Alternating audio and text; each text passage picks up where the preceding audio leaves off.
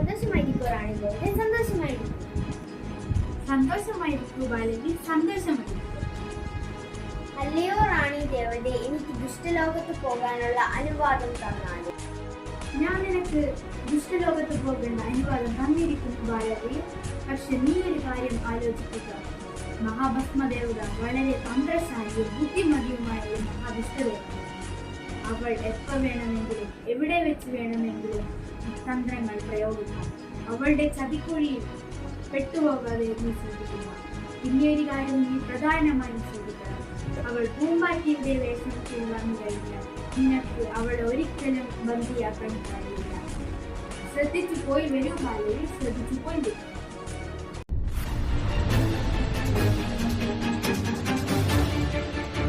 അല്ലയോ മഹാഭസ്മദേവതേ,